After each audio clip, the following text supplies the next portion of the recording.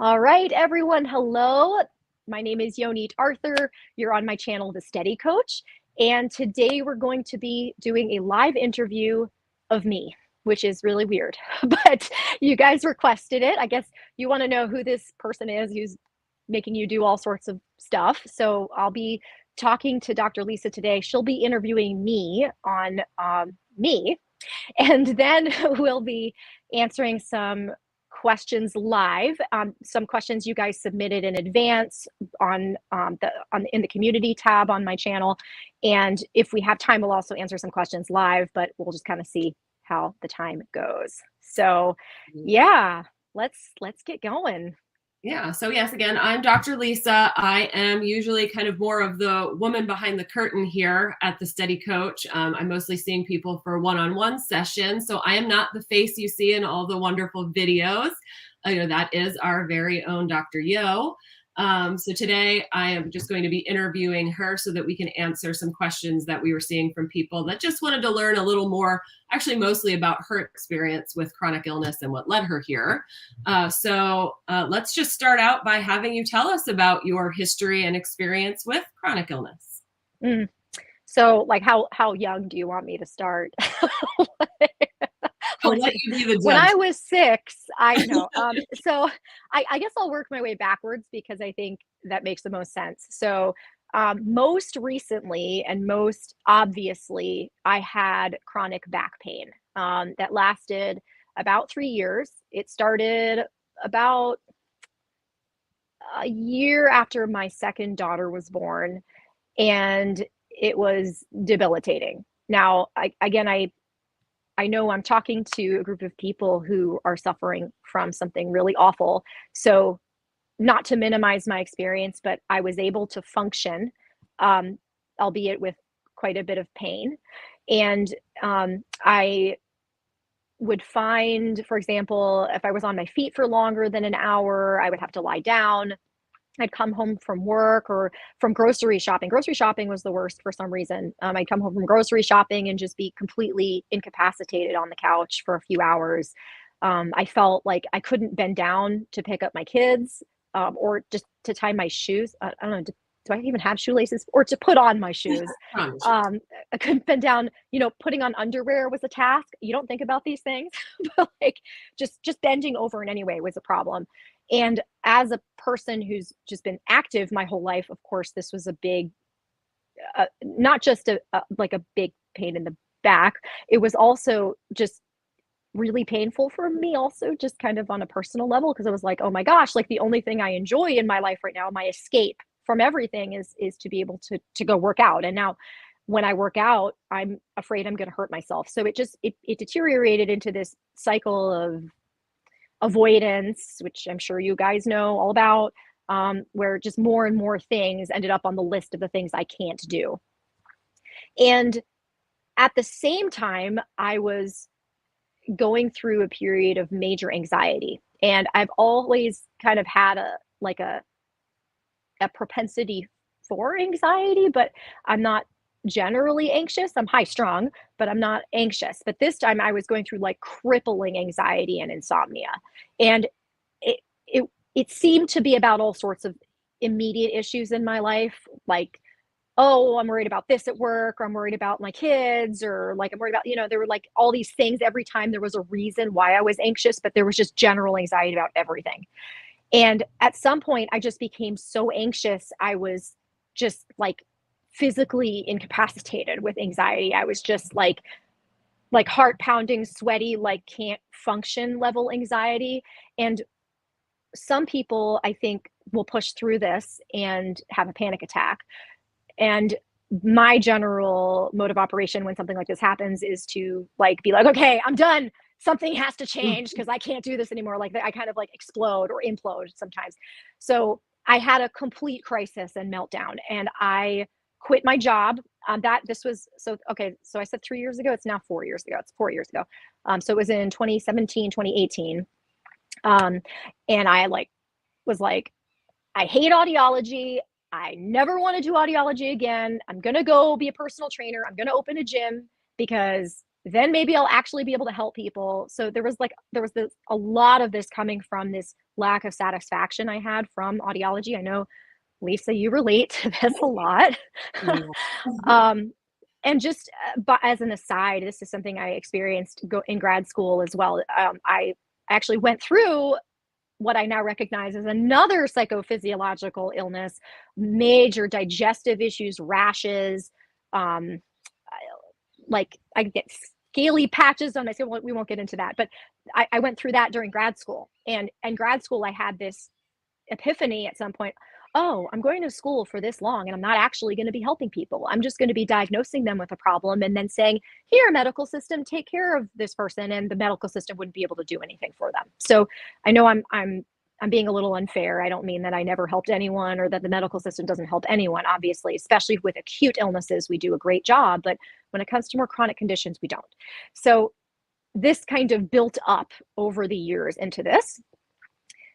But retrospectively, also looking back, there were some major self-image and like other issues surrounding my role in my family and as a mom that were really causing me extreme distress at the same time. And I was basically completely unaware of it, So long story short, I went through this back pain, went down the rabbit hole of like the physical treatment, realized about maybe a year in, like while I was having all this anxiety, that I just needed to change everything and that I maybe had some kind of stress component to my back pain. And then my mom, around that same time, was diagnosed with Meniere's disease. So Meniere's disease, for those of you who don't know, it's a vestibular disorder that causes very, very debilitating, awful symptoms. It's really not a fun one. It causes spinning vertigo for like long episodes.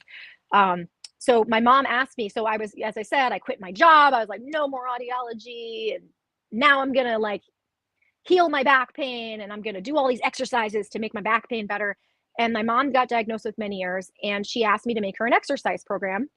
So then I was like, okay, I guess if I'm going to make her an exercise program, I may as well crack open my audiology textbooks about Meniere's disease. And I started reading. And then at the same time, I was completing training as a vestibular therapist. So as an audiologist, we learn a lot about vestibular therapy, but I wanted to take like an official training certification to help people with vestibular disorders. So I was kind of doing all this at the same time. And suddenly things just started to click. Suddenly things just started to click together for me.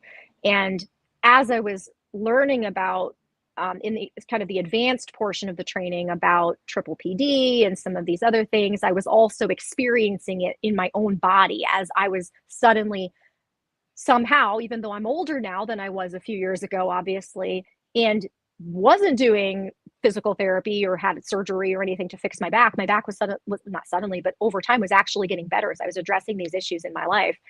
And I realized that all of these things kind of went together. So that summarizes the story, I suppose. But the back pain was the most obvious one. I've also had major TMJ issues. So my jaw locked for 6 months one time. I couldn't open my mouth at all. I've had migraines my entire adult life.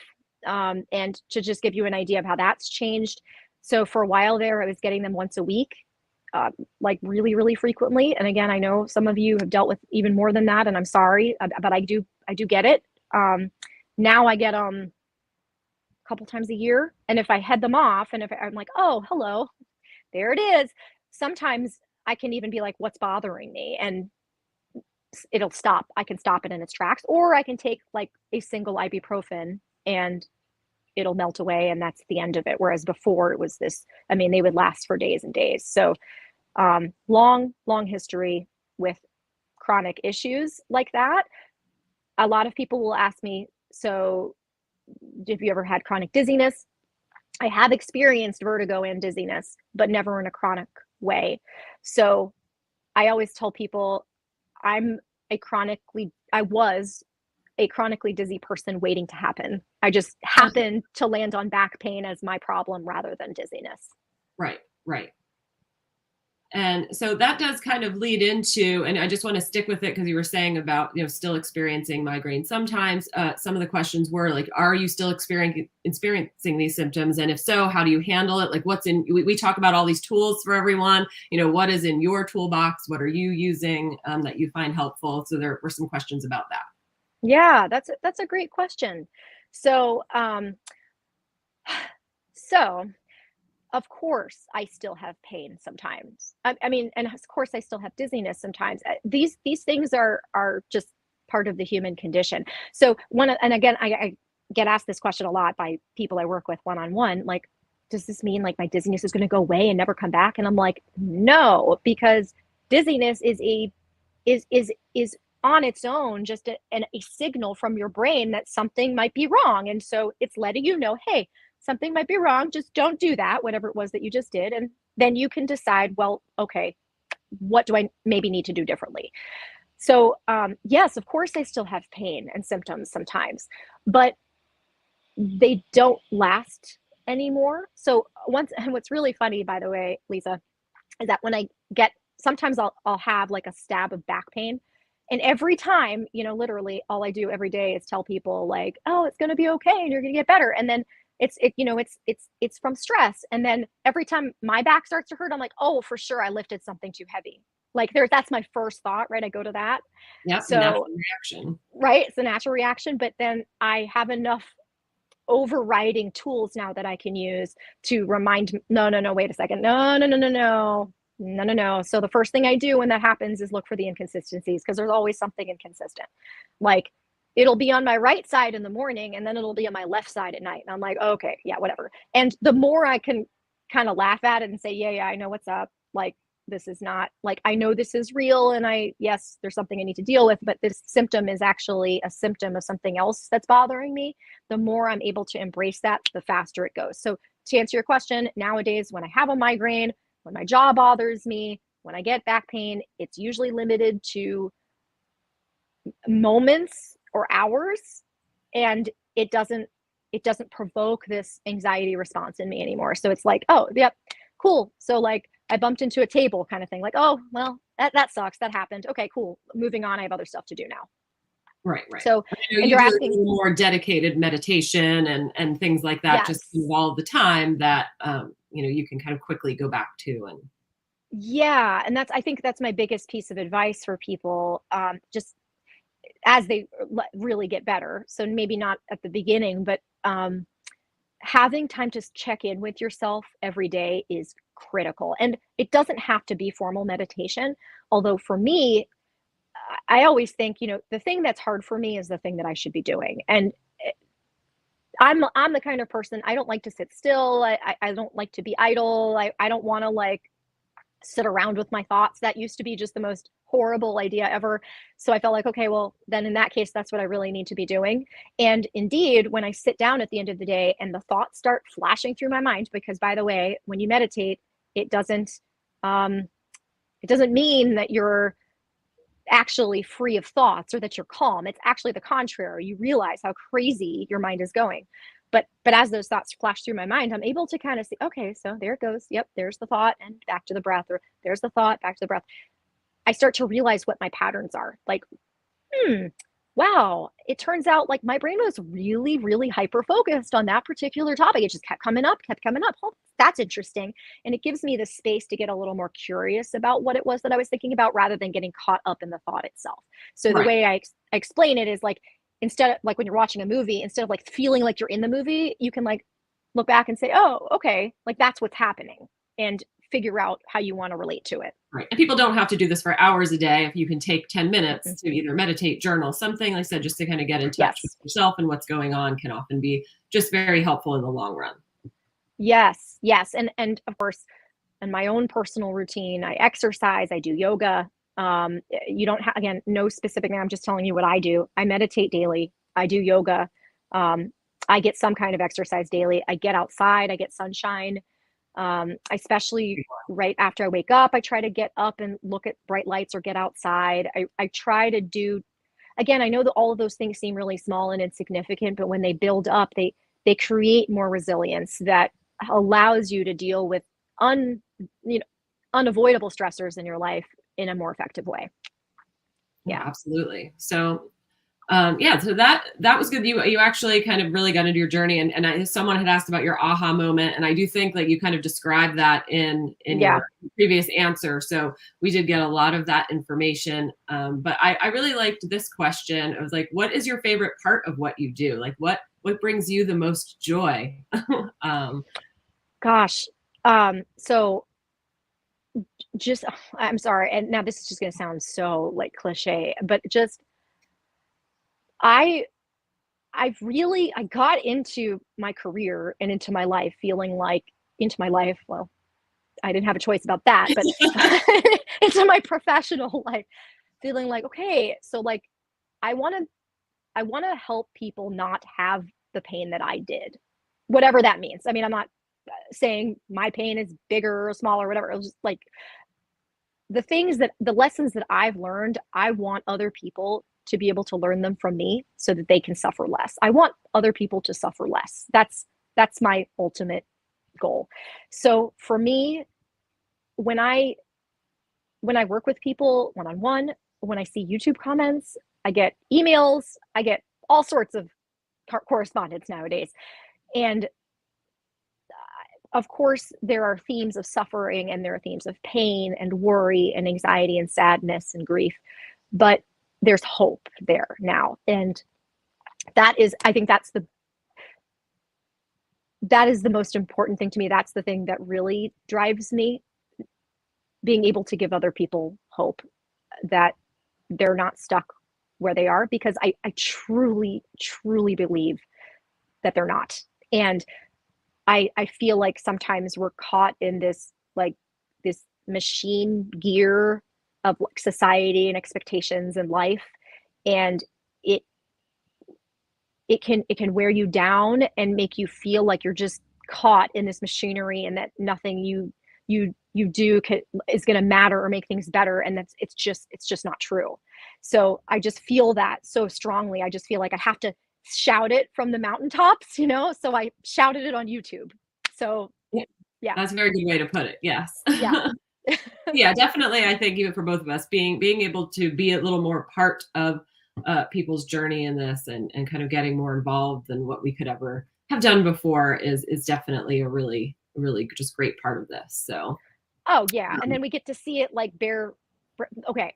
And then the best part is seeing other people who I've been able to help, like, go be awesome people. Like, because I always say, people with chronic dizziness, if you have chronic dizziness, you are not a jerk.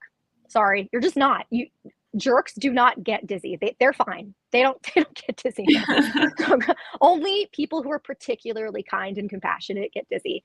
So it turns out that when you're free of dizziness and you've also learned some of the lessons, whatever your lessons were, everyone's lessons are a little different. But when you've learned the lessons you've learned from your dizziness and you live a better life, you are more open and compassionate and caring, and you're more you than you were before, and you're more effective in your life. And I get to see other people go do those things. So I feel like it's like this web effect, right? Like I help someone, but then that person goes and like helps 20 people, and it's like together. I know, so I'm sorry, now I'm getting so cliche, but like together, like really, this is how we make big systemic changes. This is how we really help everyone who's suffering from chronic dizziness, so no one has to go through this, so everyone knows that there's hope. And I can't do that alone. So like being able to see my people then go out and like spread this is like the best thing ever.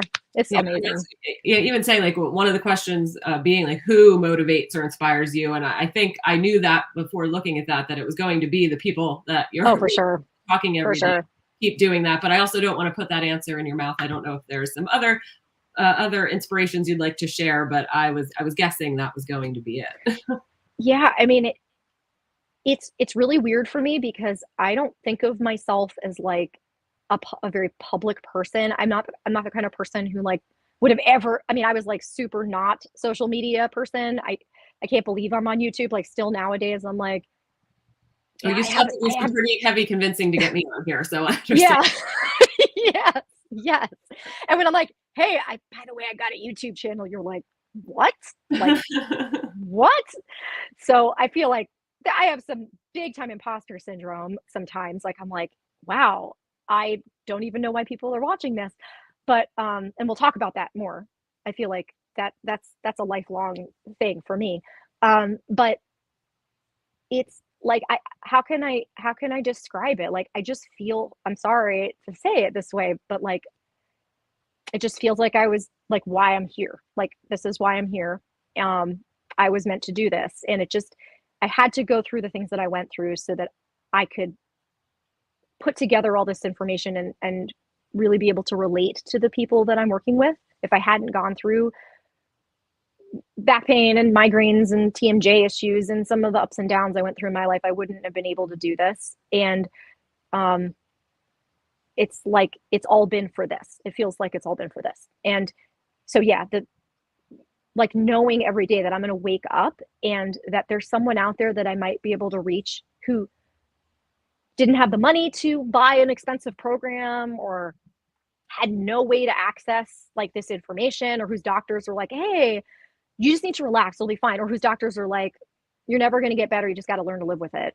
Yeah, um like i I can actually change what happens to those people, and like that's just, yeah, so those are the people who keep me going every day. I had a feeling. Yeah. We're going to switch gears a little bit here because this is an interesting question. Was what is kind of what are the most common roadblocks you see to healing that you find in people?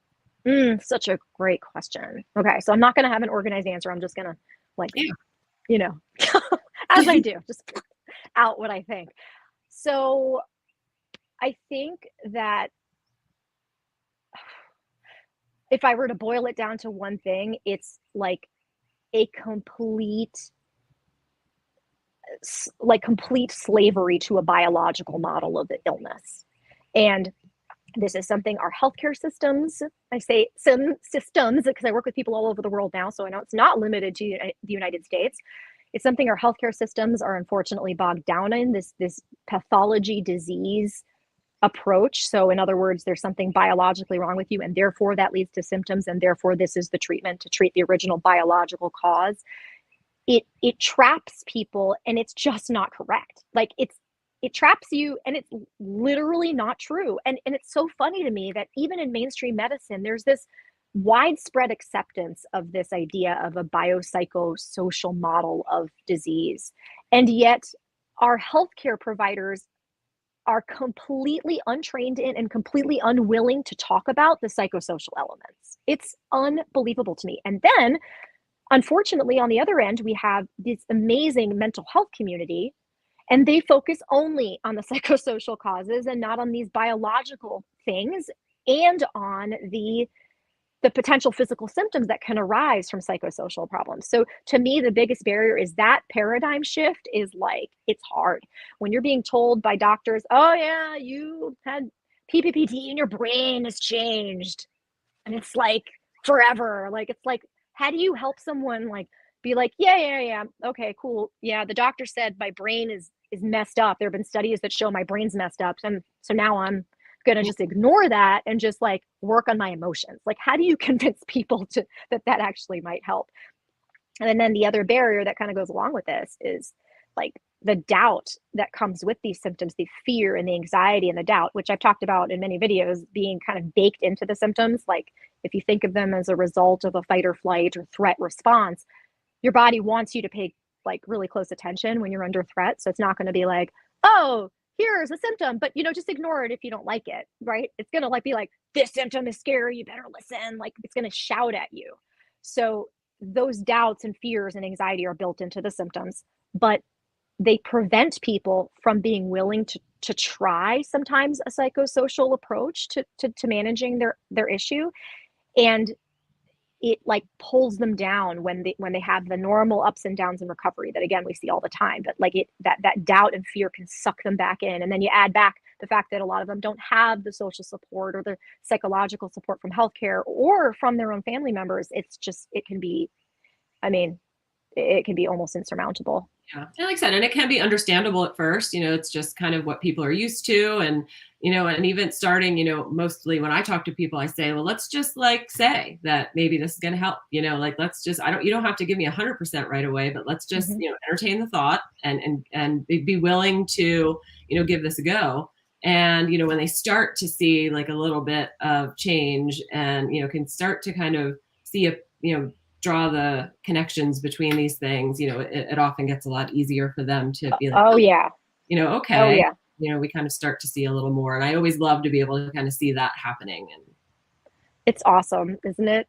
Yeah. And then the next appointment, they're like, oh my gosh, oh my gosh, oh my gosh, I'm never going to get better. It came back. What if you're wrong? And it's just, again, that's part of the process. It's part of the process. But absolutely. over time, those downs are less aggressive.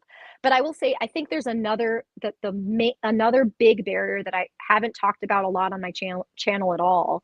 But people in my membership community or our membership community know this because I talk about it there all the time. Um, Not because I'm trying to withhold information from you guys on YouTube, I promise. It's just hard to condense some of these things into like a 15-minute video. But I think one of the biggest barriers to healing is this our society or your community or just like cultural pressure against compassion for ourselves. And I'm not saying you need to sit around like, oh, I love like everyone in the universe and I love myself. And like, it's not like it doesn't have to be a spiritual or like whatever practice, but um, especially for the people that I see, there's this long, pervasive history of putting themselves last. Yes. And you know what they say on the airplane, you got to put your own oxygen mask on first before you put it on someone next to you. And I get it. I'm a mom. I mean, like, my instinct, of course, is to like crush my own needs when other people need me, but no good comes of that in the long run if you really aren't listening to yourself. And I think that learning to really understand how important our own well-being is in helping other people, again, I know that's a very fluffy thing to say and it's hard to operationalize, but just recognizing how much of a contributor that is, that's a big barrier. And I think our culture and our societies do us no favors there. Yeah. And I said a lot of the things we're learning here to try to help, maybe with a chronic dizziness issue, just are so applicable to other parts in our life. They could just, they really can start to see where that just kind of helps in so many other relationships and things like that. So, it really is something that, regardless if we're learning things here, they're helpful tools to have, kind of not just to help with our dizziness, but to kind of help in every aspect of our life. So Yes. And that's ultimately what it's about. I mean, once someone is able to acknowledge to me, you know what, it's really not about the dizziness, is it? It's not about the symptoms. I'm like, correct.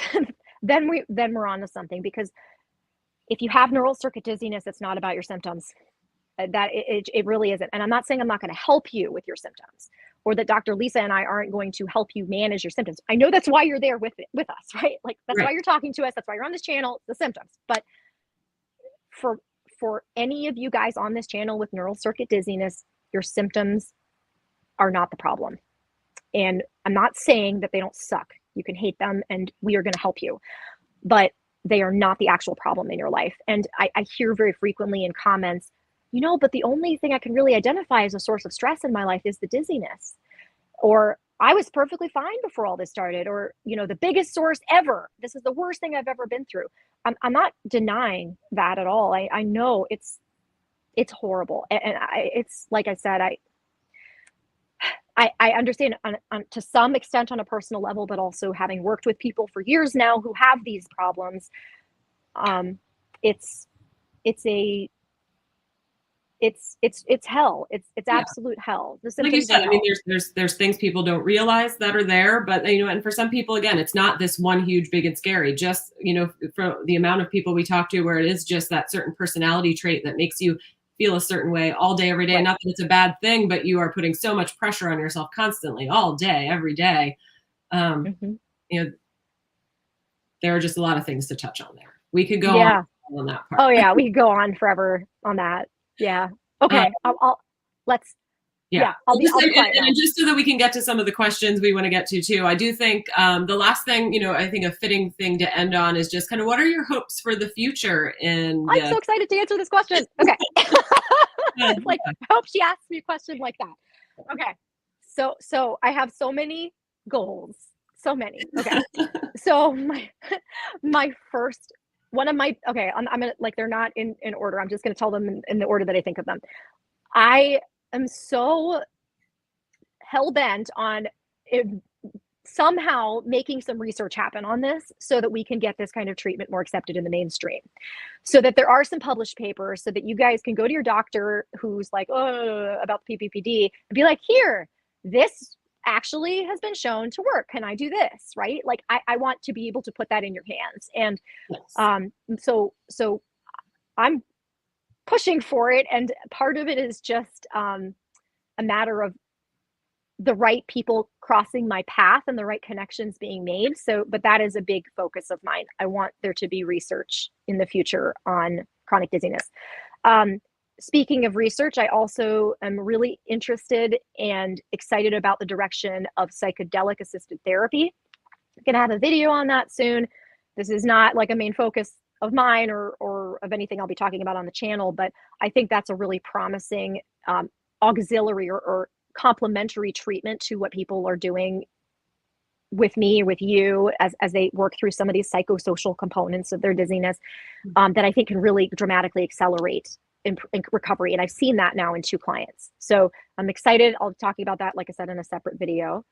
And I want there to be, so I'm working on 2 things. I'm working on a workbook, like a written workbook that will basically be like my online course, which is free, members.thesteadycoach.com, totally free, that people can buy at a low cost so that people who don't have internet connections can work on their dizziness as well. And also, I feel like there's something also nice about like writing stuff, like writing journal stuff. So I'm working on that, but I'm busy. So that's like kind of lower priority right now. And then I'm working on like a resource website that you can refer friends, loved ones, people who are suffering from chronic dizziness, or physicians to, that will contain all this information in my course, on my channel, in a way that like helps people figure out where to go next with when they have some kind of chronic dizziness issue. So all of those things are things I'm excited about and working on. And I'm seeing clients, and I'm working on the membership community, and I'm making new YouTube videos. So lots of stuff going on. Yeah. Yeah. Well, that is, I think that about wraps up all the questions for you. I'm excited to see all these things you have coming down the pike here. So yeah, it'll be good. And I mean, I think one of my own personality traits that just kind of helps with this kind of thing is I tend to be like, oh, that's interesting. Let's try that. Like I'm one of those kinds of people. So if something comes my way, or if you guys have ideas, or you guys are like, hey, you really need to talk to my physician who's like totally on board with what you're doing, like get me that information. Like I want to investigate all those paths, because I can't do this alone. You guys can't do this alone. We need to get this information in as many hands as possible. And again, that's whenever I hear of like a physician that's, kind of a little more understanding and, kind of keeping a little more focused in kind of what we're doing here, or just even understanding chronic dizziness a little more, getting that information so we can have like more resources to be able to even refer, not alone just talk to, but, just referral sources in different places. So it'd be really helpful for people to get us that information. For sure. Yeah. If you have a great doctor or any healthcare provider, or if you're like, hey, my friend works at a magazine, for people suffering from chronic issues, and they want to talk about it. I mean, just like whatever, any of those things, like let's get the word out. Because as an aside, nothing annoys me more than gatekeeping. I don't like gatekeeping on this kind of information. It's one thing to have to, pay for a professional service, like where you're sitting with and talking to someone, or you're in a group environment, but this information needs to be out there. It just needs to be out there. It's like, this is an absolute epidemic. What people are going through right now with chronic dizziness is an absolute epidemic. Chronic pain, not even talking about that. Yeah. I mean, it's an absolute like, and how many people don't have to suffer if they just have the information? So like, let's get the information out there. Absolutely. All right. So Oh, I that think, was so weird talking. Thank you for not letting me talk about myself the whole time because that was no, just so again, I think uncomfortable for that me. was just very nice to just get a little more information from you. I know, like I said, some people get to hear it here and there, but just kind of having a little more about your past and kind of where you see the future going was something I just think was really good to be shared. So thank you Yeah. for Yes. being on the other end of things a little. Yes. You're welcome. So I was just telling Lisa before we started this broadcast, I literally spend like at least an hour a week in front of a camera. Oh gosh, I mean, recording Probably myself in front of a camera and then way more like talking to people one on one.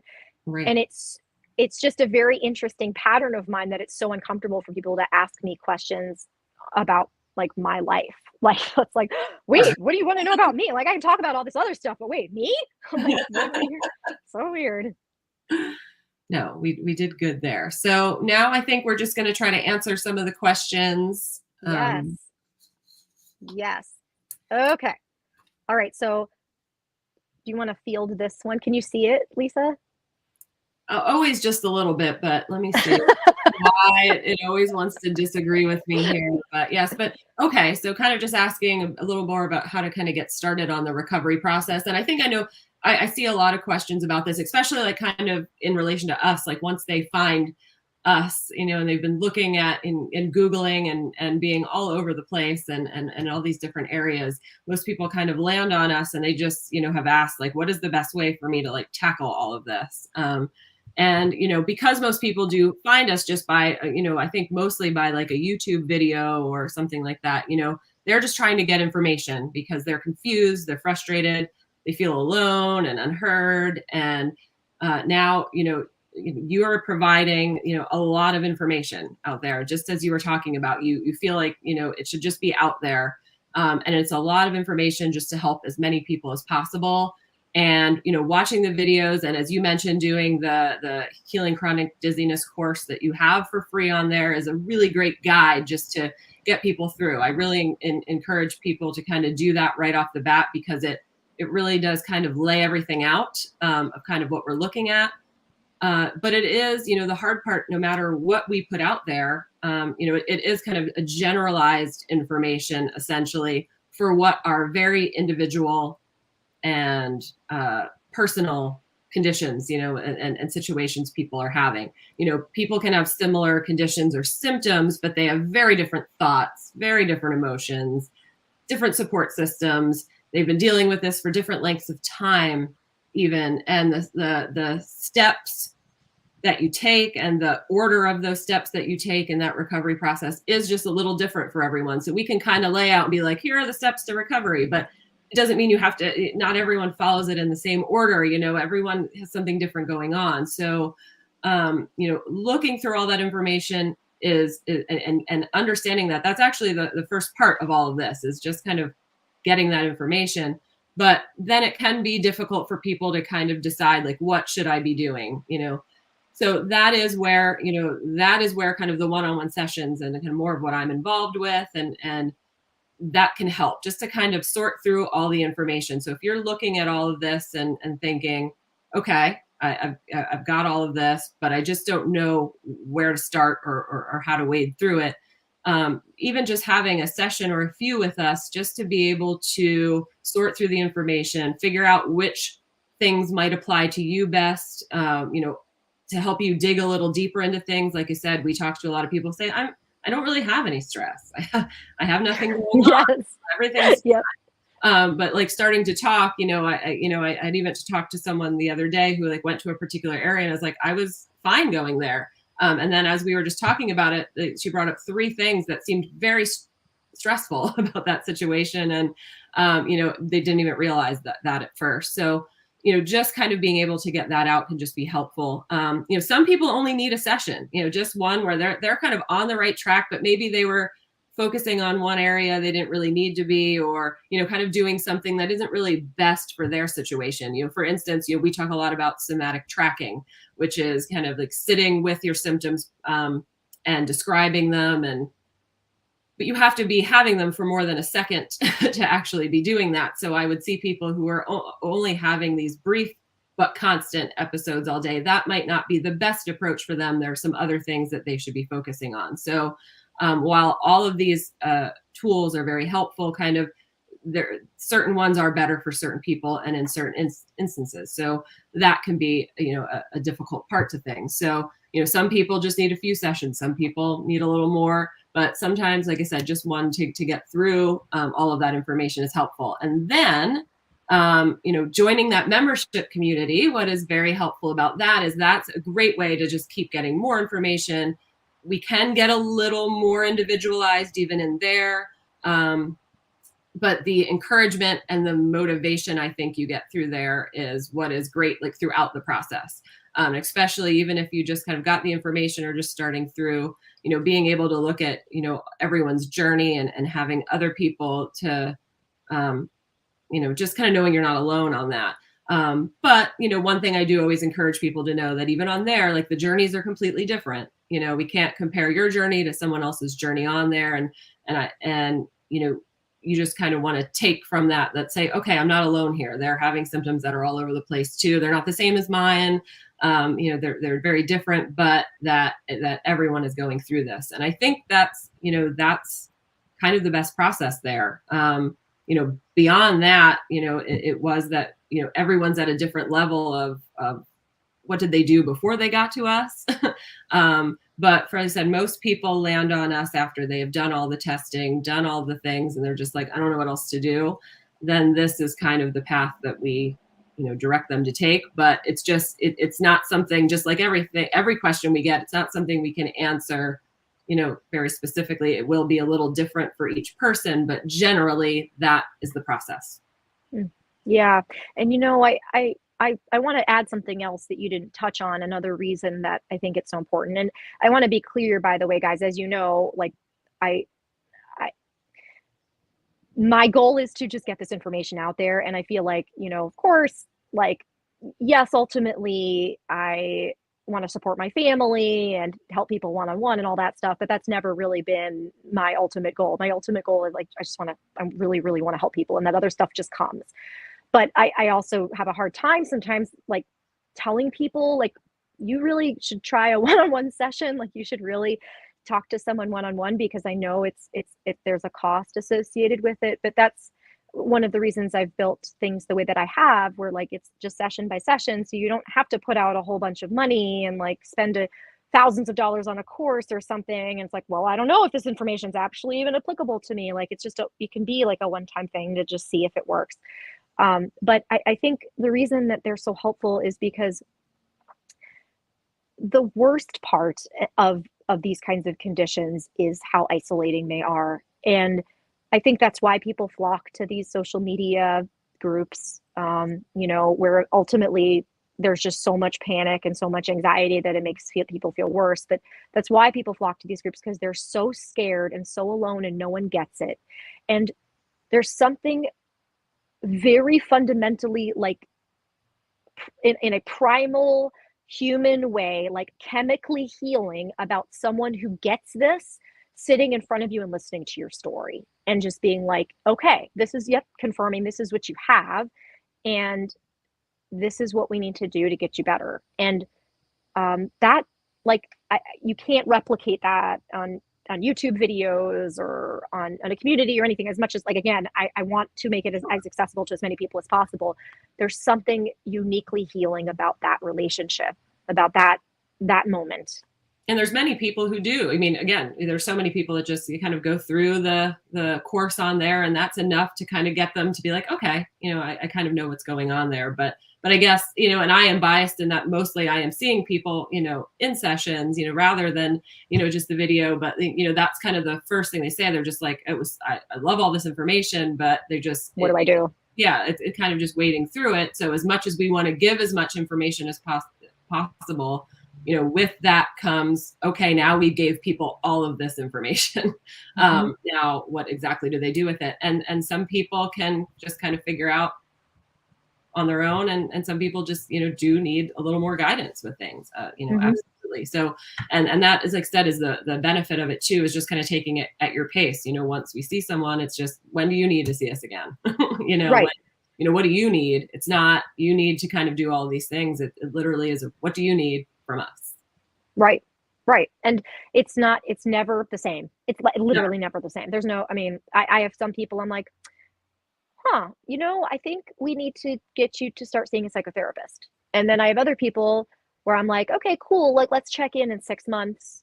And then I'll have others I'm like, hey, just let me know if you need me. You're doing everything right. You'll be fine. I mean, so it really depends on the person.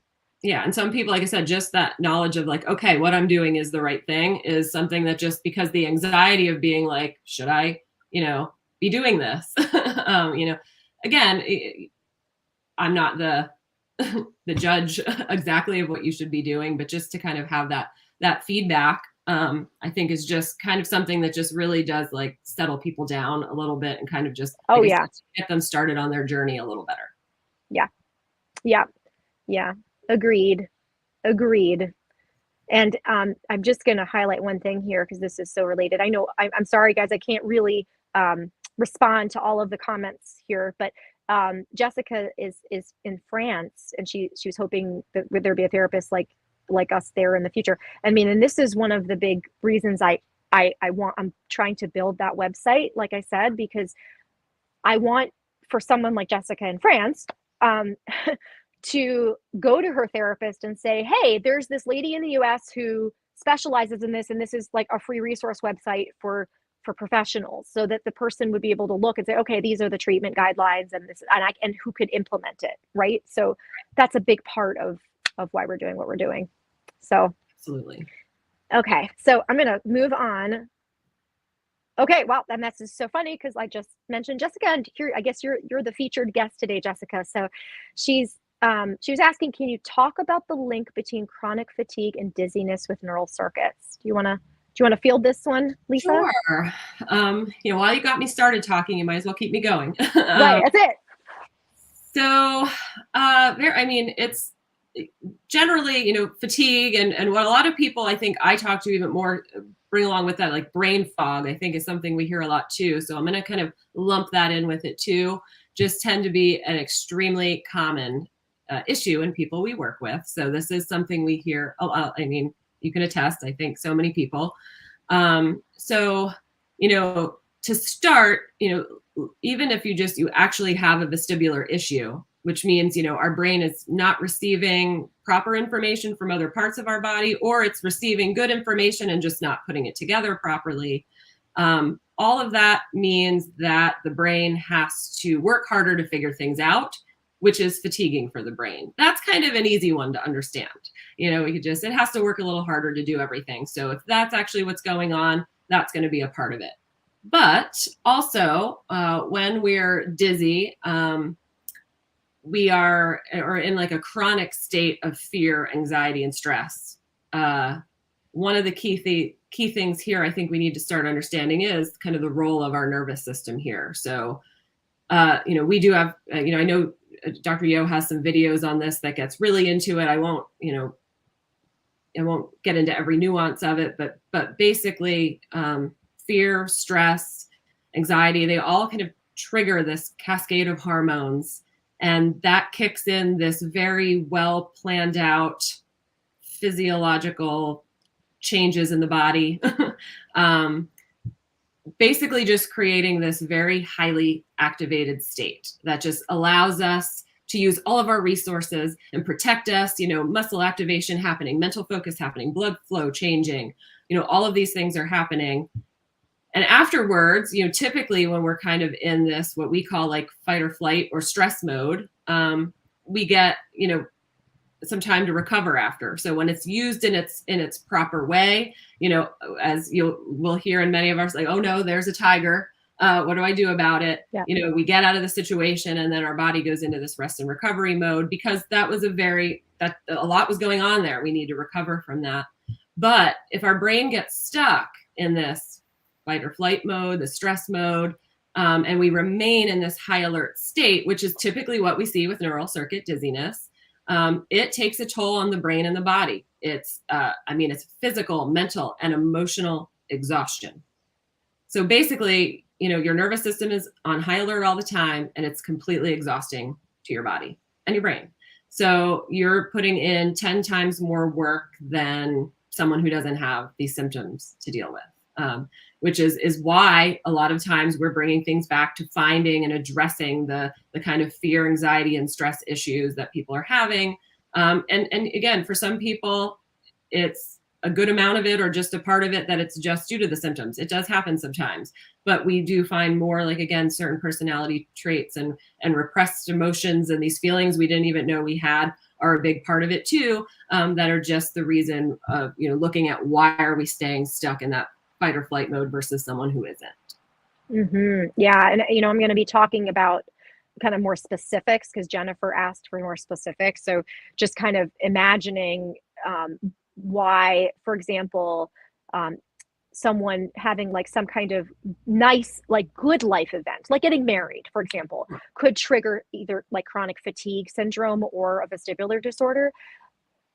All of these events mean something different to us in the different layers of who we are. So yes, of course, there's going to be a part of us that's so excited and many parts of us that and patterns that are like all on board with this marriage thing, right? For example, but then there are also parts of us that maybe were had not so good experiences with the idea of marriage as a child or abandonment or vulnerability issues. And again, I'll get into a little more of this later, but if those feelings are strong enough, they can trigger this danger response kind of without you even knowing it. So it could be even a happy event that triggers this, danger, danger, danger, and fight or flight type of situation kicks in. And just like Dr. Lisa's saying, it could bring on like vestibular disorder, or it could trigger this tamping down, this recovery response in your body to try to help you recover from this never-ending fight or flight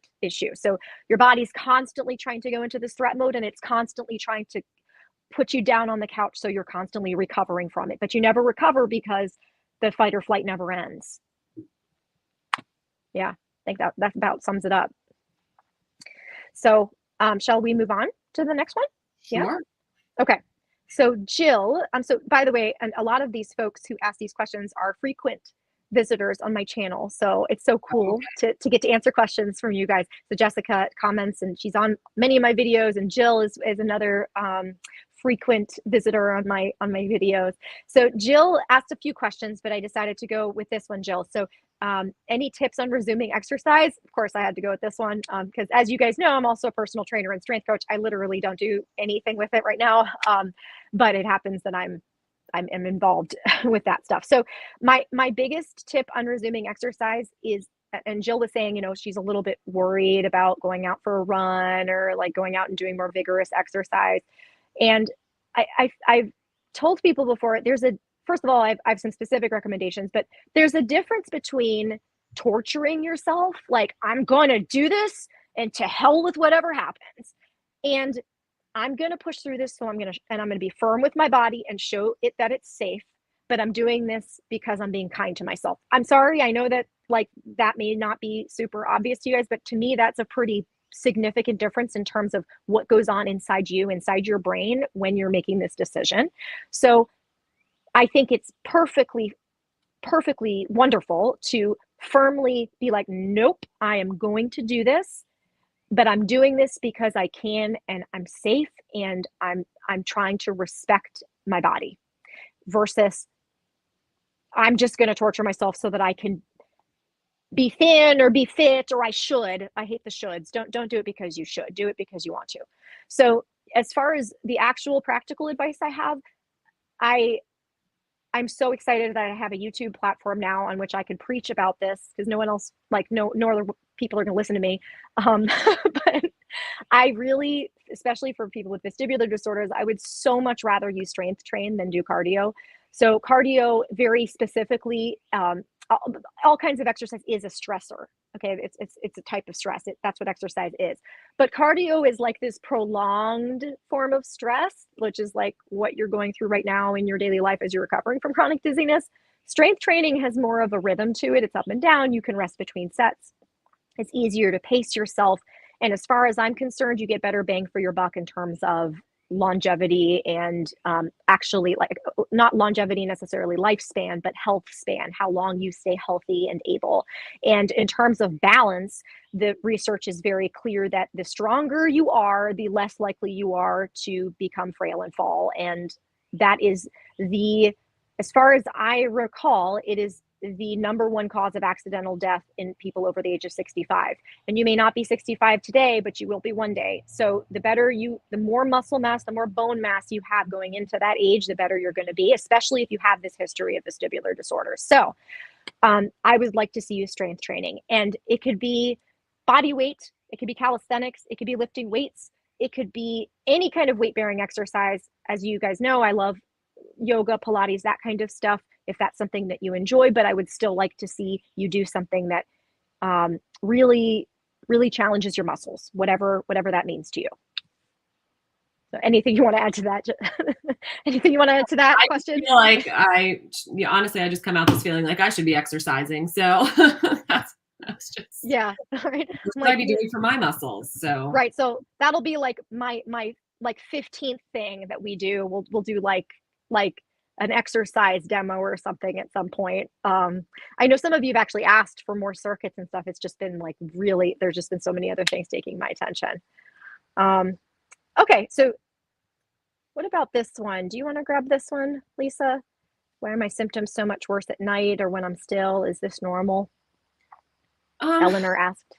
Yeah. So again, this is always with these, I'm, and me, I'm just so much more of like trying to get like the whole picture before answering things. So I always let people know, while I don't know the specific, case of what someone is going through. And usually the other information can kind of help us explain a little more with certain things. But the number one thing I say when we're looking, especially in a neural circuit dizziness type of situation, that, almost there's really no normal sensation, number one. So, everyone has different, times or in different maybe positions or different instances where symptoms do happen. So when anyone asks, like, is this normal? Unfortunately, in relation to what we do, there really is no like, just normal or typical. It's just kind of normal to have, a wide, variety of symptoms. So I always just want to say, like, while it's not like normal maybe to have it, it is a normal thing that we see. We,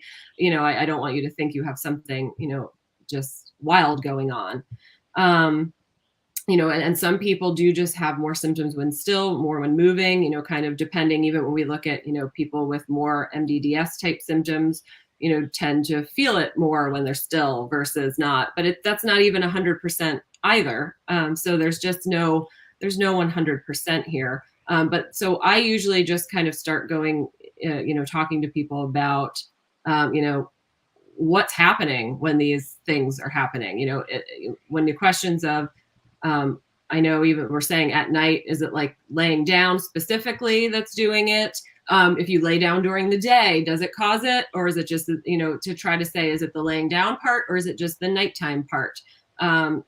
Because, we do see a lot of people at night that the entirety of their day and all of the stress and things that they've dealt with tend to ramp up at night, because cumulatively during the day, we pick it all up, and then we don't have anything to distract us from it. And we start thinking about it the minute we try to lay down. So we actually find that tends to be a common issue for people.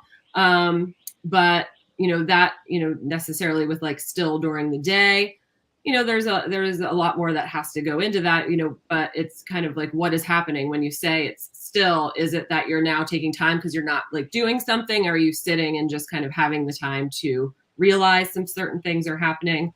That is a time, like, especially at night, that I do like when people do a little somatic tracking. Again, something that we, a little too much to get into right now, but there are some, videos about that. But, just kind of really helps you get in touch with what might be going on and why, at that particular time, or, but normal. Yes, we see it quite a bit. Yes. Great. Yep. That's great. And like you were saying, somatic tracking would be a great one to try with this. But really, like what Lisa was saying, this is where, again, I know the symptoms are why you're here, but if the symptoms are going up, there's something else bothering you. And sometimes it can just be like a thing sometimes the brain, it's a circuit, it just does stuff, right? But there may be something else that's bothering you that's accumulating from throughout the day, or like, I don't know. I had one, I mean, gosh, this one is just so obvious. Like it, um, this per I'm not gonna I'm gonna change some details so it's not clear who this person is, but this particular person had symptoms in a vehicle, like only in a vehicle. And it turned out that, and it was like, oh, well, of course, because it's a vestibular disorder. That wasn't what it was. This person, he grew up with a parent who was in a transportation job. And as a child, he used to stay up at night worrying about this parent coming back at night. So wouldn't it make sense that this person would specifically have symptoms while driving? Right? Like, I mean, I'm not saying that you should always like reach and be like, well, maybe when I was a child, I had a nightmare when I was 6 and that's what's causing this. But this was part of a larger pattern for this particular person. So, just kind of look into that stuff a little bit, see if there's anything else going on. I wanted to say too, like just like we always say, like looking for the inconsistencies as well, because we get a lot of people saying like, oh, I just have I have an issue on screens, but it turns out that it's just like their computer screen at work. They can, if they're doing something for fun or scrolling on their phone, they're fine. But same thing, you know, just like I said, lying down at night, like, is it lying down? Is it lying down that's doing it? Or is it the time, you know, just trying to be able to experiment with things a little bit, to maybe kind of help figure, you know, that can kind of lead you in the right direction as well. Yeah. Awesome. Okay. Shall I move on to the next one? This one's a tough question, and I'm going to try to be as concise as I can in answering it. But Jennifer wants specific examples of a person who's identified a pattern in his or her life which led to his or her healing. And like, what issues and patterns did a healed person resolve? I think this is a great question. And this is like such a hard one to answer because it's so different for each person. So I thought of a few examples, but I am changing some of these details just to protect the privacy of the people that I've worked with. So the first person that I thought of that I thought this was a good example. So this person, she had obviously chronic dizziness. We were working together, like major, oh my gosh, like panic attacks, like really like very severe symptoms, like in bed, stuck in bed symptoms. And as we started to dig into things, of course, we started for her with just kind of helping to reduce the distress. We used some physiological stress reduction techniques and somatic tracking. But with her, one of the big patterns was the fact that in her life, in her current family life, she was like the responsible go-to person. And that's not necessarily a bad thing, right? Like, there are a lot of you out there who are responsible, and there are a lot of people out there who are responsible who aren't dizzy. But she was like kind of this go-to responsible person. And what eventually, what we started to figure out as we started to kind of dig under this is that there was this very strong part of her that was like really hell-bent on never letting people down. Like, I'm going to be the good one. I'm going to be the one people can rely on.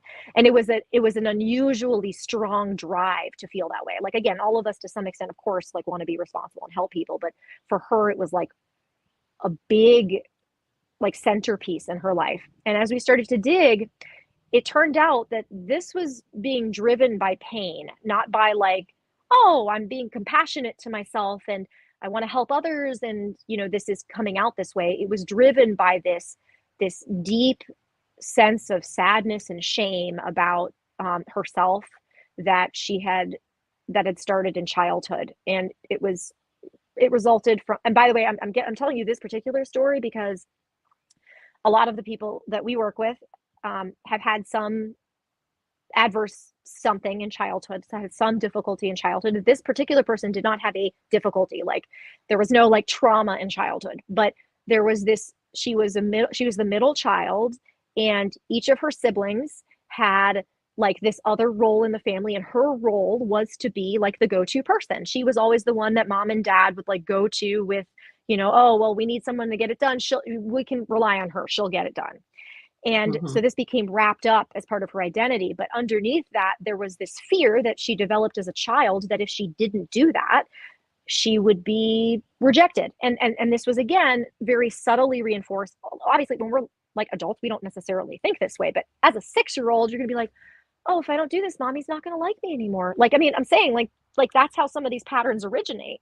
So as we kind of dug into it, it turned out like there were some reinforcing moments where like her parents were forcing her to do things she didn't want to do. And then it like caused all sorts of conflicts and she hated conflict. And then she was like, well, if I just please everyone and I don't ever cause conflicts and I'm never the source of trouble, then I don't have to worry about that pain anymore. And no one's going to cause conflict anymore. And everyone's going to like me. So it was driven by this really strong, like feeling of worthlessness or like feeling like she had to be this way or else. Right. So we had to dig down into that. And for her, it was a matter of like first just recognizing it. I can't overstate how important it is to just see it, because once you see it, your adult mind takes over and you're like, oh my gosh, I can't believe I've been kind of operating under this assumption for so long. Like, of course that's not true. And you can kind of correct that inconsistency. But then also what we worked on was just being more compassionate to herself, like being like, not necessarily changing her being like there for other people. That was just that's a part of who she is, but changing the way that she related to herself, like noticing, giving herself enough space when she was making a decision about whether to help someone or not. How do I actually feel about this? And, maybe she didn't want to do it, but she still decided to, and that's okay. But she was at least aware of it and was treating herself with kindness, the same way she was treating others with kindness. So I know, again, that's a very interesting thing to be talking about on a channel, like about something as concrete as dizziness, but that's really what it comes down to. My people, and you can tell me if you think so on your end, Lisa, but my people are just generally constantly bulldozing through themselves. Like they do not know how to be kind to themselves. And I'm not talking about like self-care, like, oh, I took a bath and I went to get a massage. It's like on this deep level, they feel like if they don't, that they're not worthy. And you are worthy, whether you're dizzy or not, and whether you help people or not, you're worthy. And the question I will often ask people is a newborn baby worthy? And they're like, well, of course, right? Right? And then I'm like, well, what about like a 98-year-old grandma with dementia? Is she worthy of love? Yeah. Why? They're not doing anything to contribute like to anything right now. And then usually people will say something like, well, because like other people love them. And that's what it's all about. I'm sorry to get fluffy on you guys again, but like you're worthy because of you being a person. And this other stuff is detail. So Yeah, once you're able to internalize that. Yeah, things anymore. Yeah, there's definitely, I see that very consistently, Yes. just that. And like they said, the guilt, like if they don't, I think guilt is a very strong feeling that is a common theme that we see, just not being able to do all of those things and take it. There's the guilt that comes along with that if they don't put everyone else first before them is. Yes. And that's a big marker I look for, guilt, like people who feel guilty. The other thing though, and so that's kind of, I feel like what I just described I'm sure so many of you guys relate to that person. Just to update you, she's doing so much better. She's not done. We're not done, but she's exercising and she's functional and she's doing stuff and she's taking online courses like on the computer, looking at screens, and she's like riding an exercise bike and going for walks and going into stores. So like it's completely like her life is completely turned around. And literally all we did was talk about this stuff. I didn't have her do any exercises. So this I think is a great example of like this type of thing, this pattern thing I was talking about. But I'm not going to go like far in depth into this other example, but I do want to say that for the people that I've worked with who've had childhood trauma, there's a different set of patterns that I see, but it all tends to come down to this, not in different ways for different people, but it does tend to come down to this like self-blame. So one example of a client that I've been working with who's also like way better, was very debilitated. He grew up with an abusive parent and suffered through things, just unimaginable things. And one of the core things was that there's this part of him that has believed his entire adult life that it was his fault. And again, it's not something we think about on a conscious level. Like when we work through, especially in like regular talk therapy, like, of course I know it's not my fault, but do I know it's not my fault? And I always tell people, the part of your brain creating your chronic dizziness is not a logical part of your brain. So you can think about, oh, it's not my fault as much as you want. It's not connecting to that part of your brain. So I think learning to feel emotions and label emotions and understand kind of how they connect to your body sensations is a big component of this. Like if you're not in your body, you can't communicate with that part of your brain as well. So that's another piece of advice that I have for you. Like if you did go through some childhood trauma, or you have had some like difficult experiences and you think this might be part of it, like I feel like I might still be blaming myself for the things that happened to me. Spending some time making friends with your body again is probably like the first step to recovery. And you can read more about this in there's a book called The Body Keeps the Score by Bessel van der Kolk, who if you know anything about trauma, you've probably already read the book, but he talks about like how important it is to use somatic based, so body based experiences to help correct some of these. And that's because the part of your brain that is making dizziness and dealing with trauma is not a logical part of your brain. So talking to it with words doesn't really help it a lot of the time. Yeah, the nervous system of the brain, it doesn't know logic. It knows threat or not threat. Period. Very basic, exactly. Exactly. All right. So hopefully that was helpful for you, Jennifer. Okay. And now, Lisa, you want to grab this one? Sivanandini, who also is a frequent visitor on my channel. So it's nice to answer your question. Yeah. Well, I mean, I guess I will say, I mean, I can't say that specifically like heat is just something that's absolutely known to cause, more symptoms or attacks, as we're saying here. But I do know that, heat does definitely cause more stress on our body. We've got an, increased blood flow to the skin. We get a lot of times like almost like a pooling of blood in the legs. So that can lead to like, that's like our sudden drop in blood pressure and things like that. So, certainly, heat can affect the way in which our brain is working, and cause just, a little more stress there. And just, heat might, if you are bothered by it, there's people that tolerate heat more than others.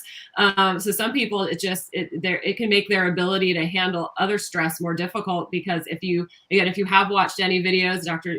Talks about the stress bucket very often. It's like one of those stress things. Bucket.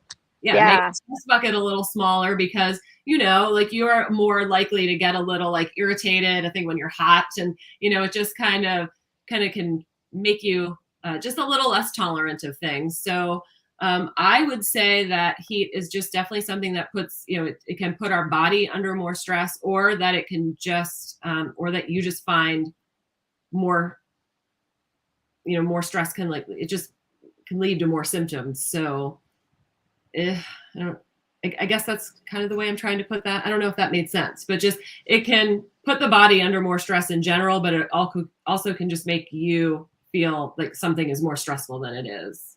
Because right. Does that make sense? So I think like the stress bucket encompasses both of those things. I mean, ultimately it makes you less tolerant of stress. It's not the cause, but it can be a contributor. So if you're not eating healthy, or if you're hot, or if you're really cold, or if you've had a bad day, or any of those things, none of those things are going to cause dizziness. But if your stress bucket is already like here, then it can just be like, bloop, like a little drop in the bucket, and then poof, like, it overflows. Absolutely. Yeah. All right. So I've got another question here, just one more that we prepared.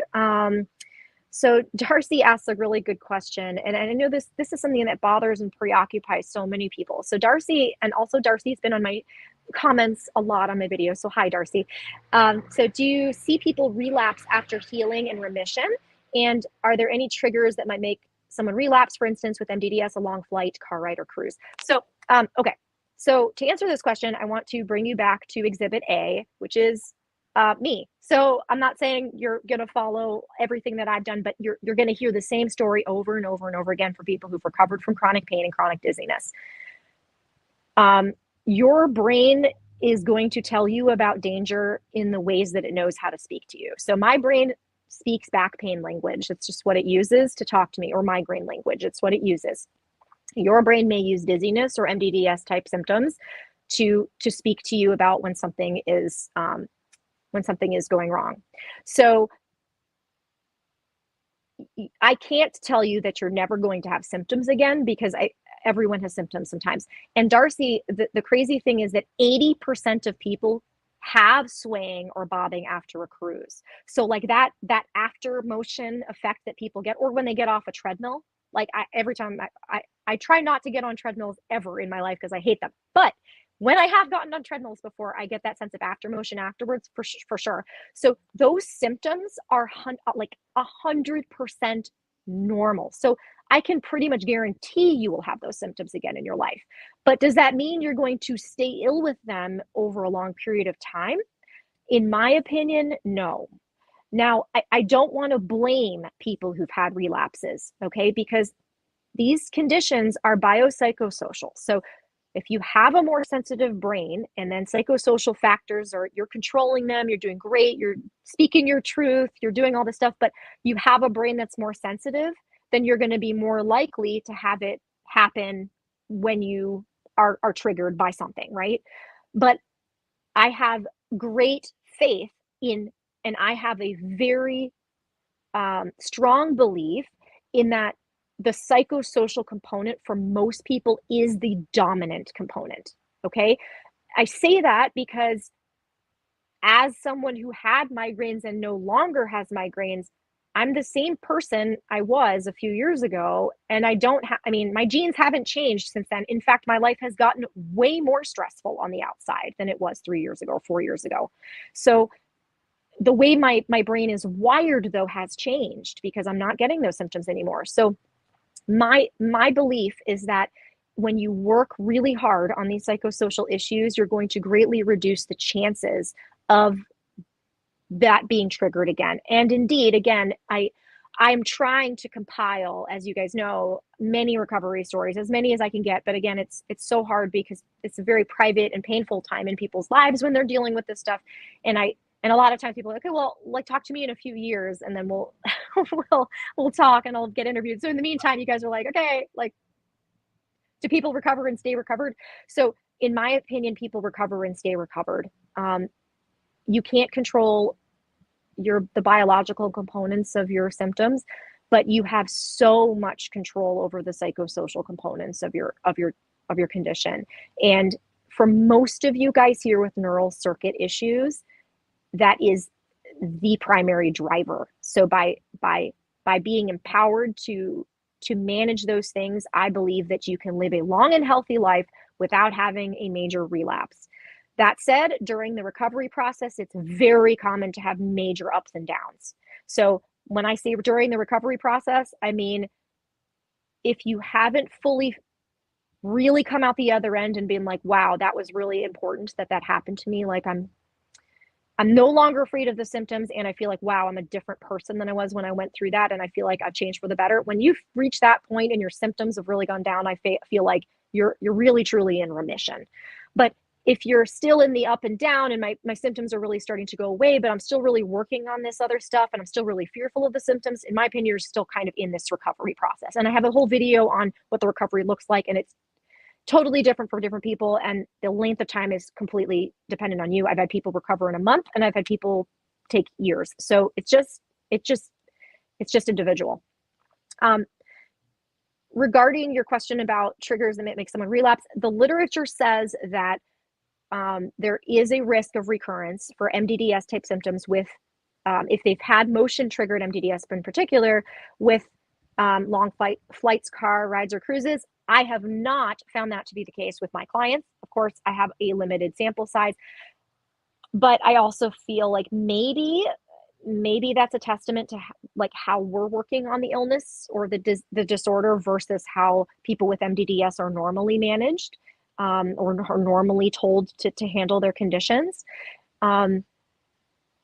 I tell people, when you get better from this, you're not going to be the same person that you were when you started this. You're just not. And that's going to be like something that you look back on and say, wow, like I I'm like way happier. I'm a way better person. So I feel like when you're in that position, you are just, you're going to be more resilient to these kinds of things, like to something that could potentially set this off. But I think that what makes a huge difference, Darcy, and here I'm trying to give you something like actually doable, actionable. I think that one reason people might have relapses is because they live in fear of it happening again. And they're like, okay, well, I'm going to go on this flight, but am I going to, like, because I had this happen a few years ago, or they haven't dealt with, again, some of these underlying emotional things that led to it in the first place. Again, my opinion, and I'm not judging anyone, like, in saying, okay, you have to think about things my way, but this is how I think about it. So the less fear and anticipation you have about your symptoms, the less likely they are to come back. And again, reminding yourself, this is normal. It's normal to have rocking, bobbing, or swaying after being in a vehicle, and it goes away. If your brain is like, okay, cool, false alarm, we're good, it just goes away. So that there's no reason why that won't happen for you as well if your brain is not in threat mode and it's not concerned about the symptoms. What do you want to say about that, Lisa? I know that's such a tough question. No, I definitely agree.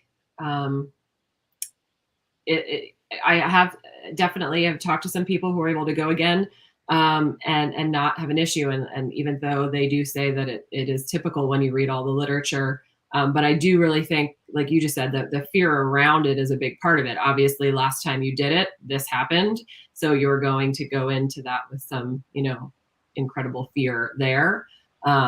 And if it anything, I mean, harder to do with a cruise, but if you want to try a cruise again, can you at least just like go on a small boat for a bit for the day and just like kind of go, you know what I mean? Like do something to kind of get you ready to go and feel good about it. Is often, something I've heard a lot of people say they were just able to do, or, before a long car ride, like just be like, okay, I can go on this car ride and I'm fine. But it is a lot of how you approach it. But I do understand that it can be hard, that fear, being there to travel again. But if you kind of take the steps that we're talking about to be able to do it, I don't see why there's no reason you can't go on another cruise. Yeah. We want you to be able to do these things. And Yeah. Yeah. And that's exactly, I mean, and also remember, Darcy, that again, and I am not saying I'm right. I am not like the world expert on MDDS. I just have a particular perspective on it. There is zero research on dealing with MDDS the way that I work with it. And I see I see people recover from it this way, but to really like drive this home and make this become more widely accepted, we need research on it. That said, my experience is that people with MDDS are basically not given any options. They're not given any ways to really, like, they're basically, if the optokinetic stripes don't work, or the medicines, the benzos don't work, or the antidepressants don't work, well, you just have to kind of learn to live with it. And I just don't take that approach. I don't think that that's correct. And so remember, when they talk about relapses or remission, like relapses from remission, I don't even like calling it relapses. I say like, it's just normal symptoms that unfortunately for some people are prolonged. Okay. But these people haven't been treated using my methodology. They have not been told, hey, it's a neural circuit in your brain that just needs to be rewired and it's going to be okay. And this is stemming from emotional stuff that you can actually work on. They have never been told those things. So even in the literature, when they describe, and by the way, the recurrence rate is still very low. It's 80% of people never have a recurrence. Okay. But the people who do, guaranteed, have not been treated the way that I treat my folks with MDDS type symptoms. And again, there may be differences between them. Not every person with these MDDS type symptoms is the same, but like Lisa was saying, my goal is for you to be able to live in like a free life and go do the things that you love. So yeah. That would be the goal. I tend to see a lot of people that basically were told, just don't do those things. When if you want to do them, and I think it could be easier to not go on a cruise, but to say to not go on a flight or a car ride, that's really impeding your life. Yeah. So our goal is more to get you back to doing the things rather than avoiding. Yep. Agreed. And I feel like that mindset makes a huge difference. So we have about 6 more minutes. So I was just hoping to bring up just kind of rapid fire answer a couple of the questions in the chat, and just say hi to a few people who are here. So I see V and Carissa are here. Jessica's here. Rahul, I hope you're Rahul. You'll have to tell me how to pronounce your name. I mispronounce names sometimes, and that's embarrassing to me because my name's Yonit, so my name's always mispronounced. So V is asking, what if you have a baseline of constant dizziness? We see that tends to go down with dealing with some of these emotional and stress factors. We see it very frequently. So don't worry, that does not condemn you to dealing with dizziness forever. That is something that does go away. And actually, we have a few people in our community who've dealt with that and who no longer have it all the time. So that's something. And also looking for, even when people have a constant dizziness, they usually can tell some fluctuation here and there, which can start to help you kind of get to in the right direction of things. So yes. Okay. And Carissa was saying she also had back pain and L4, L5 disc replacement. By the way, Carissa, this is exactly what I'm talking about. Back pain is not very well correlated with findings on MRI. In fact, it's really poorly correlated with findings on MRI. So again, back surgeons are trying to do their best, and I can't comment exactly on like what happened with you, but disc issues don't necessarily lead to pain. Actually, most people I'm in my late 30s. Most people by their late 30s have issues with their discs, and most people don't have pain. So it's very interesting that you had the pain first, and now you have another thing that, again, I would kind of view as a neural circuit. Okay, so let's see, just a couple more. And all my screens are dying too. Maureen, you're so welcome. Maya, nice to see you. Sainab, so nice to see you again. I'm so sorry if I'm mispronouncing your names. I try really hard. Okay, just a couple more questions here. Okay. Okay, so Janice is asking, how do you stop like being so like concerned and anxious about your symptoms? How do you lower the stress when you've got outside stress that you can't control, like taking care of my mom in the nursing home? Do you want to take a stab at that, like how to handle some of those emotional stressors that you can't control? Well, I mean, yeah, there's a lot of things we can't control, and that's why I think a lot of what we do is talk to people about, what to do, while that stress is happening. So like I said, whether it says, looking into the breathing exercises we talk about, and so many of the other techniques that we have kind of on the channel to be able to take care of that, because it's quite difficult to control everything else that's going on. And if you can do it, great. If you can, try to figure out ways to reduce your stress, but I think most people are trying to do that already. So, that's why our focus really is more on looking at it and just trying to have a different approach, to when it's happening. And, hard to control the stress itself. But if you're talking about also then having like more symptoms due to it, being able to kind of talk to those symptoms and just say like, these are just sensations. I'm okay. It's just kind of, it's just that reaction to it. When you react, this is gonna, that just tells the brain to keep focusing on this. This must be something we have to worry about. Where if you can just kind of say like, you don't have to feel good about the situation. And like we said, we don't like this toxic positivity where we turn everything into a great thing. You can say this sucks, but I'll get through it just like I have before. And, just several approaches of thinking, and then using kind of the, relaxation techniques that we, talk about a lot, whether it's the breathing techniques or, I don't know. There's so many of them. I hate to just list things because I feel like I confuse people more if they don't know about it.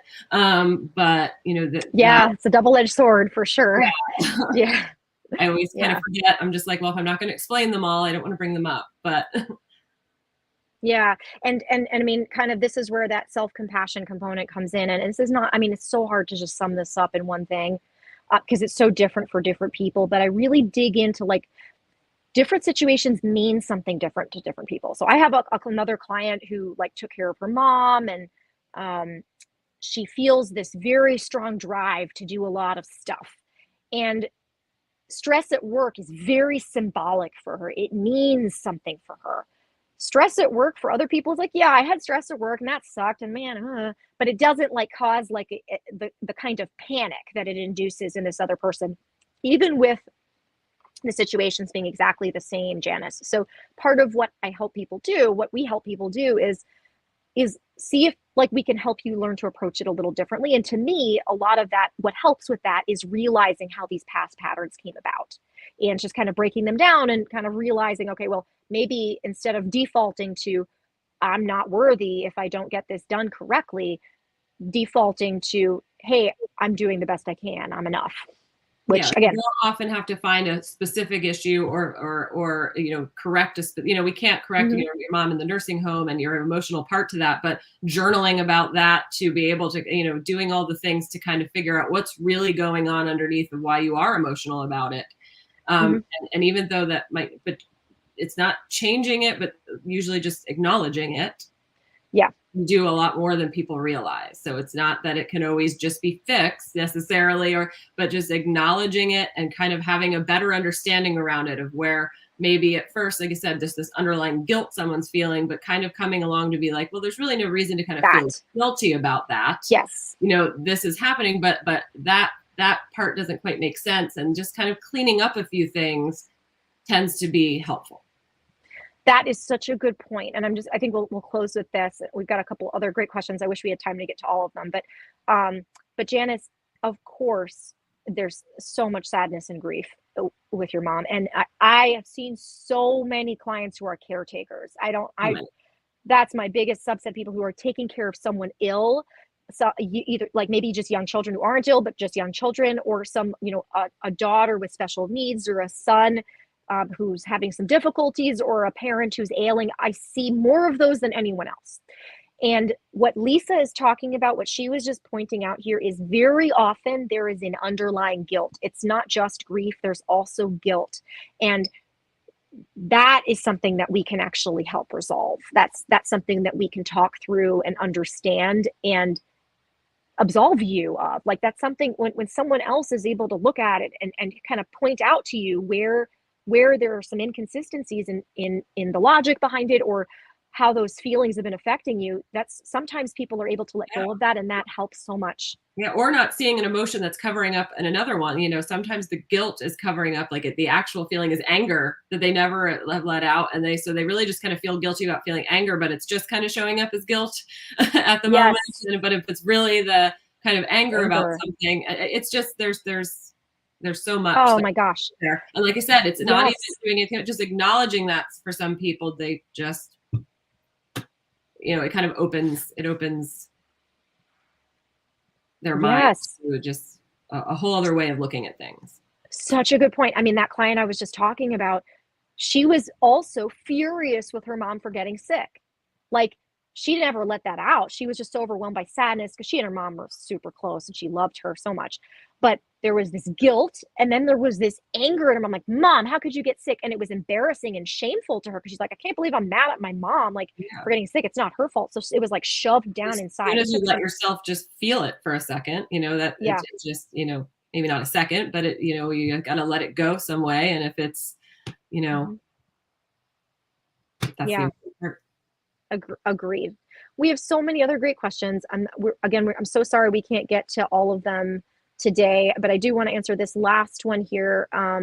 So yeah, so with the dizziness and the tiredness here, very strongly suggest checking out the course, because the course will literally walk you through like all of my videos and all of the recommendations in a very structured way. Yeah. So yeah, yeah. You guys have been awesome. Thank you so much. I was saying before this broadcast, oh, how do I like turn the comments and stuff off, the banners off? There we go. I was saying before we started this broadcast, like how scary it is to come on like a public YouTube stream and just like, especially talk about myself, which is very weird to me.